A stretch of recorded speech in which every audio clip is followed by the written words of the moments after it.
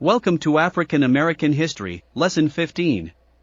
In this lesson we will describe the nature of slave auctions in the 19th century United States South, explain how African American authors advanced the causes of abolition and equality in their writings about slave auctions, and explain how the growth of the cotton industry in the United States displaced enslaved African American families. Charleston, South Carolina was one of the oldest and busiest venues for the auctioning of enslaved people. The first slave auctions in Charleston were believed to have occurred in 1670 and continued until the final Charleston slave auction occurred in November of 1863. It is estimated that about 40% of the enslaved Africans in North America passed through Charleston's harbor. Historians and genealogists estimate that more than 90% of all modern-day African Americans can trace at least one ancestor to this area. How was the value of an enslaved person determined? While the idea of valuing a person might seem incredible today, plantation owners generally viewed their slaves as investment property, in much the same way that modern-day farmers view heavy equipment such as tractors and combines. The value of an enslaved person was determined by the expected work output less the maintenance costs such as food, clothing, and shelter. For a female slave, the number of children that she might be expected to bear was also factored into her value. As this chart shows, age and gender were also major considerations in the valuation of an enslaved person. Ages 20 to 35 for males and ages 19 to 30 for females seem to represent the time period of highest valuation. Between 1804 and 1861, the average price for an enslaved person ranged from $300 to $800. However, there were other factors that could increase or decrease the price. For example, a male trained as a carpenter or blacksmith could command a price that was 45 to 55% higher than average, and a female who possessed cooking or other domestic skills could be priced at 15 to 20% higher than average. Likewise, an enslaved person who had a physical disability, a history of running away, or a problem with alcohol could only be sold at a 30 to 60% discount.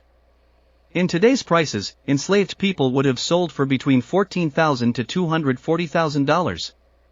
This significant investment was perhaps the biggest reason why Southern states chose to secede from the Union rather than free the enslaved people whom they owned.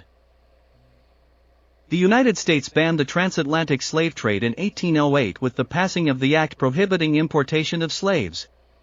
This law made it illegal to import enslaved people from Africa into the United States. While this was a major step forward, slave traders continued to import Africans illegally for several decades after the law was passed. Much like modern-day drug smugglers and human traffickers who challenge law enforcement officials today, traders committed to the illegal importation of slaves continued to find new ways to circumvent the law.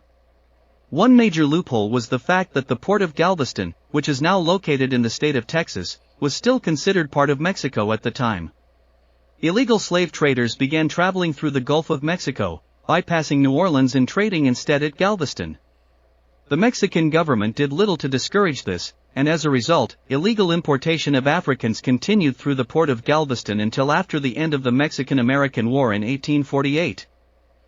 Another result of the end of the transatlantic slave trade was an occurrence which came to be known as the Second Middle Passage. Slaveholding states were divided into the Upper South, which consisted of the states of North Carolina, Virginia, Tennessee, Kentucky, Arkansas, and Missouri, and the Lower South, which was comprised of South Carolina, Georgia, Florida, Alabama, Mississippi, Louisiana, and Texas. As the demand for cotton increased, the cotton-producing states of the Lower South needed more labor. This led to approximately 1 million enslaved people being forcibly marched hundreds of miles from the Upper South to the Lower South.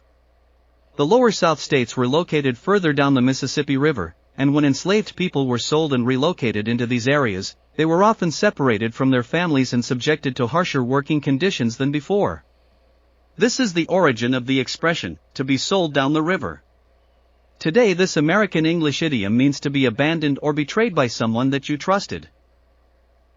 African Americans used various genres, including narratives, poetry, and works of art to articulate the physical and emotional effects they experienced from being sold at auction into unknown territory. They did this to counter the enslavers' claims that slavery was a benign institution and to advance the abolitionist movement. Thanks for watching. If you enjoyed this video, please drop a like, leave a comment, and share it on social media. You can also subscribe to the channel at Quietly Radical on YouTube to be notified whenever new videos are released. Please join us next time when we'll discuss the culture of enslaved people, the types of labor that they provided and their contributions to the U.S. economy.